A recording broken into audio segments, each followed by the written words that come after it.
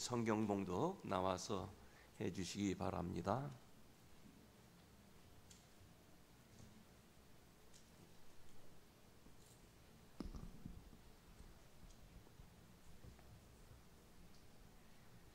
안식 후 첫날 매우 일찍이 해 돋은 때에 그 무덤으로 가며 Very early on the first day of the week, just after sunrise, they were on their way up to the tomb. 서로 말하되 누가 우리를 위하여 무덤 문에서 돌을 굴려 주리요 하더니 And they asked each other, "Who will roll the stone away from the entrance of the tomb?" 눈을 들어 본즉 돌이 벌써 굴려졌으니 그 돌이 심히 크더라. But when they looked up, they saw that the stone, which was very large, had been rolled away. 무덤에 들어가서 흰 옷을 입은 한 청년이 우편에 앉은 것을 보고 놀라매 As they entered the tomb, they saw a young man dressed in a white robe, sitting on the right side, and they were alarmed. 청년이 이르되 놀라지 말라. 너희가 십자가에 못 박히신 나사렛 예수를 찾는구나. 그가 살아나셨고 여기 계시지 아니하니라. 보라 그를 두었던 곳이니라. Don't be alarmed, he said. You are looking for Jesus of the Nazarene, who was crucified. He has risen. He is not here. See the place where they laid him. 아멘. 오늘은 예수님이 사망 권세 이기시고 부활하신 참 기쁘고 기쁜 부활절입니다. We are so happy because He is risen from the dead. 마귀는 예수님이 십자가에 돌아가시자 승리한 줄 알았습니다. 그리고 마귀가 미소를 지을 때 예수님은 사흘 후에 죽음의 권세를 이기시고 부활하셨습니다. 여러분, 오늘은 평소에 할렐루야를 크게 외치지 못하는 사람도 할렐루야 크게 외쳐야 할 날입니다. 다 같이 할렐루야 하십시다. 할렐루야. 예수님의 생애를 돌아보면 예수님은 병든 자를 고쳐주시고 외로운 자들의 친구가 되어주시고 제자들에게 서로 사랑하라 하시면서 자신의 사랑을 십자가에서 보여주셨습니다. 그러나 예수님의 생애 가운데 가장 우리에게 큰 은혜가 되고 기쁨이 되고 구원의 능력이 되는 것은 예수님의 십자가 사건 그리고 부활 사건입니다. 예수님은 베들레헴 마구간에서 탄생하실 때부터 십자가에 돌아가실 때까지 그의 모든 삶이 비천했고 멸시와 천대를 받은 삶을 사셨습니다. 예수님은 자기 백성에게 오셨지만 자기 백성들에게 버림을 받았습니다. 헤로드 왕이 그를 죽이려 할 때 태어나서 곧 자기의 고향에서 살지 못하고 애굽으로 피신했습니다. 그는 소년 시절부터 그의 어머니와 또 육신의 동생들 돌보기 위해서 땀 흘리고 일하셨고 또 30세의 공생애를 시작하시면서 수없이 많은 고난을 당했습니다. 제자들에게 배반당했고 굴욕적인 재판을 받았습니다. 강도들 사이에 죄인의 모습으로 십자가에 달려 죽으셨습니다. 머리에 가시관 쓰시고 양 손 발에 못이 박히고 온몸은 피로 적셨습니다. 그를 죽이던 군병들은 서로 예수님의 옷을 차지하려고 제비를 뽑았습니다. 예수님은 추하고 추한 모습으로 십자가에서 죄인의 모습으로 돌아가셨습니다. 그리고 부자 아리마대 요셉이라고는 사람의 무덤에 묻혔습니다. 그것으로 끝난 줄 알았습니다. 그러나 사흘 만에 부활하시고 승천하셨습니다. 예수님은 부활 승천하셨습니다마는 지금도 우리 가슴에 살아계시고 이 세상 모든 사람에게 참 소망을 주시는 분이십니다. 여러분, 무엇이 예수님을 그렇게 위대하게 만들었습니까? 그것은 예수님의 부활입니다. 이 세상에 많은 종교가 있어요. 이슬람교, 불교, 그 외에 수없이 많은 종교들이 있습니다만은 부활을 증거하는 종교는 하나도 없습니다. 그러나 오직 우리가 믿는 예수님만이 우리에게 부활을 증거로 보여주셨습니다. 그래서 부활을 믿지 못하면 우리의 신앙은 헛된 것입니다. 사도 바울은 고린도전서 15장에 그리스도께서 만일 다시 살지 못하였으면 우리의 전파하는 것이 헛것이요 너희의 믿음도 헛것이라 그랬습니다. 우리가 예수님의 부활을 믿지 못하면 우리가 가진 믿음 헛된 것이라는 것입니다. 여러분, 우리가 예수님을 믿습니다.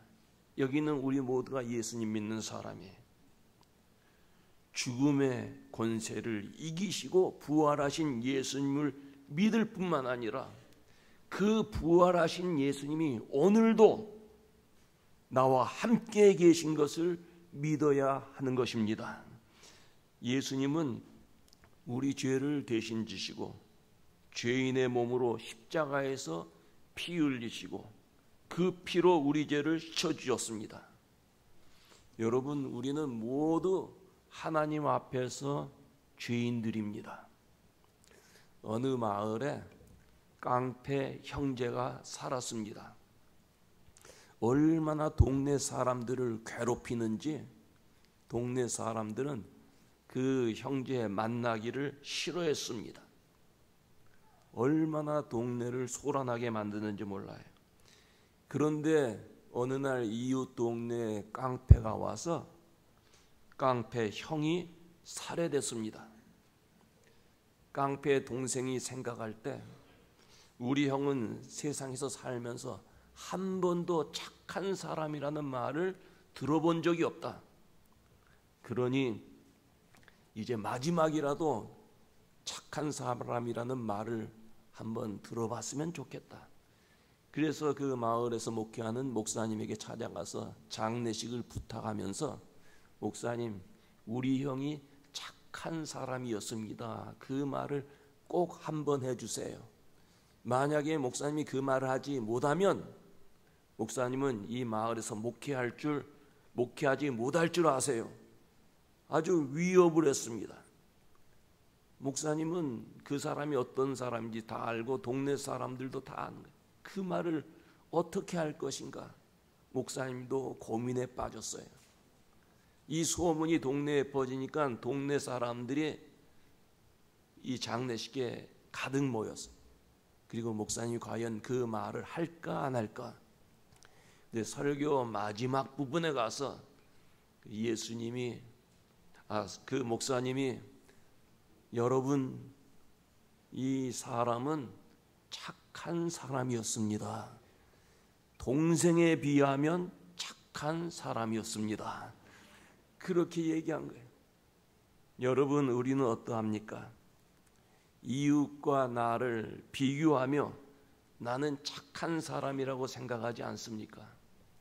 그러나 하나님 앞에 서면 우리가 모두 다 죄인이에요. 죄의 값인 사망에 이를 사람, 지옥에 갈 사람, 멸망의 사람이에요. 그런데 예수께서 우리 죄를 대신해서 십자가 지시고 죄의 문제를 해결해 주셨어요. 예수님이 계신 곳에는 기쁨이 있습니다. 가나의 혼인잔치에 예수님이 초청받았는데 포도주가 다 떨어져서 참 난감했어요. 예수님이 물로 포도주를 만드셔서 그 자리를 기쁘게 해주셨습니다. 예수님 만나면 우리의 근심과 걱정과 슬픔, 이러한 것들이 다 찬송과 기쁨으로 바꾸어지게 되는 것입니다. 그 당시에 이스라엘 사람들은 앞으로 오실 메시아는 그들을 로마 제국에서 해방시켜주고 경제적으로도 우리의 문제를 해결시켜줄 왕이라고 기대했어요. 그런데 메시아 예수님이 오셔서 병을 고쳐주고 물 위로 걸으시고 심지어는 죽은 사람을 살리시는 기적을 행할 때 예수님이 그들의 메시아가 될 것을 기대했습니다. 특히 오병이어의 역사를 경험한 이후에는 저 사람이 우리의 왕이 되면 우리는 배고플 일이 없다. 억지로 예수님을 왕으로 세우려 했습니다. 그런데 예수님은 그들의 요구를 응하지 않았어요. 도리어 힘없이 십자가에서 돌아가셨어요. 이때 모두 실망하게 되었습니다. 심지어는 그의 제자 베드로도 실망을 했어요. 베드로는 예수님을 부인했고 3년 동안이나 쫓아다니던 제자들도 예수님이 왕이 되기를 원했지만, 그리고 왕이 되면 높은 관직을 갖게 될 것이라는 기대를 했지만 그 꿈은 다 깨지고 말았어요.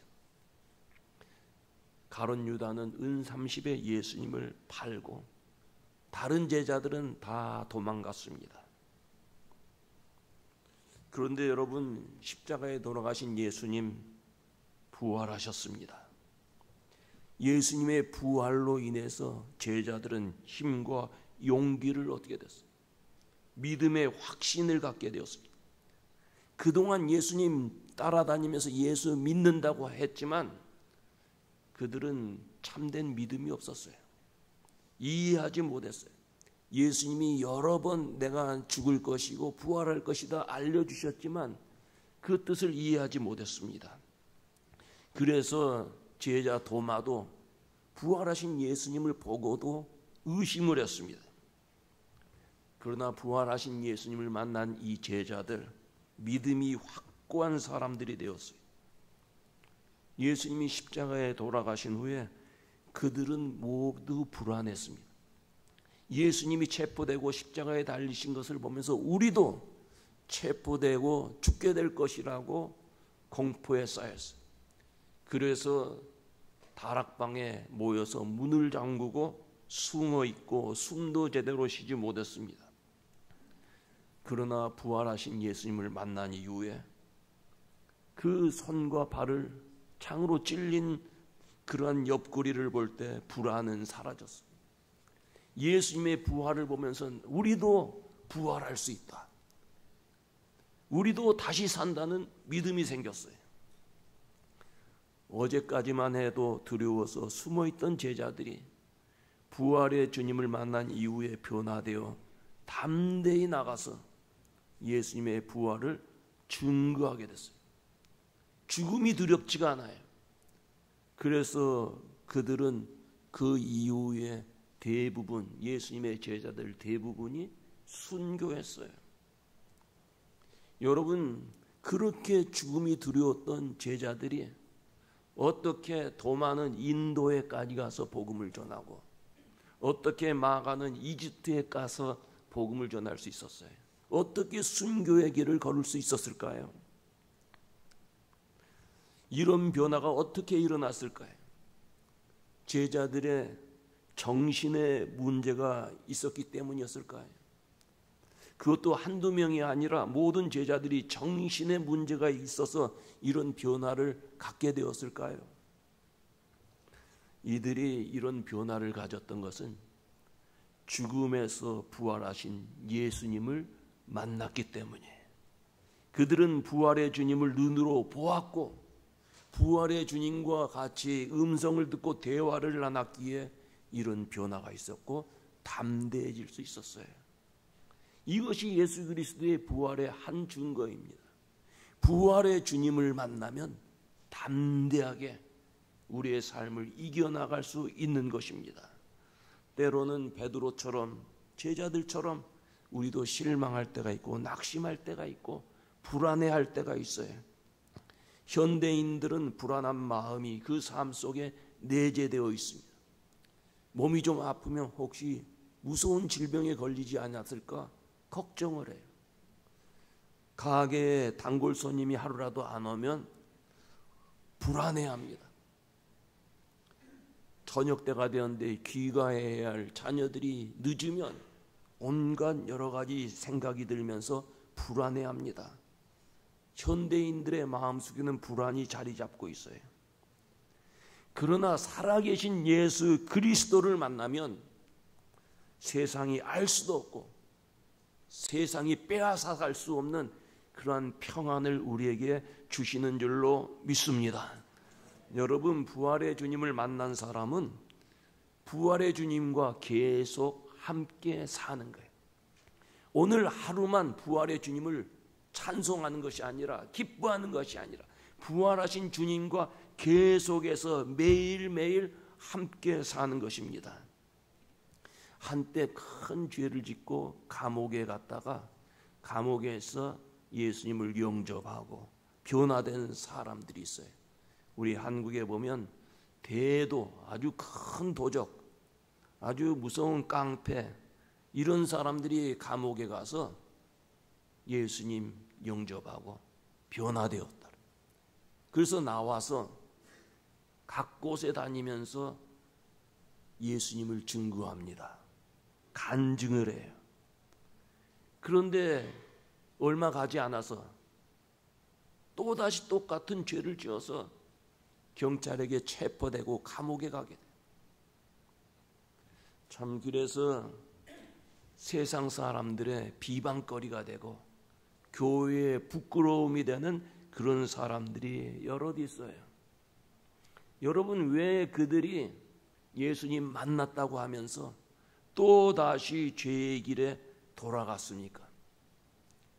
부활의 주님 만났었지만 예수님과 함께 계속해서 살지 못했기 때문에, 예수님과 함께 살아야 되는데 함께 살지 못했기 때문에, 사람이 누구와 함께 사느냐 하는 건 매우 중요합니다. 마귀와 함께 살면 마귀와 함께 망하게 되어 있어요. 술과 함께 살고 검은 돈과 함께 살고 세상 쾌락과 함께 살면 망하게 되어 있어요. 우리는 예수님 만나고 계속해서 예수님과 함께 살아야 하는 것입니다. 예수님과 함께 살면서 세상의 슬픔, 괴로움, 절망, 의심을 이기는 성도들이 되어야 합니다. 사랑하는 우리 교우들, 부활의 주님 만나서 그 주님의 손을 붙잡고 매일매일 함께 사는 성도 여러분들 되시기를 주의 이름으로 축원합니다. 이 시간에 계속해서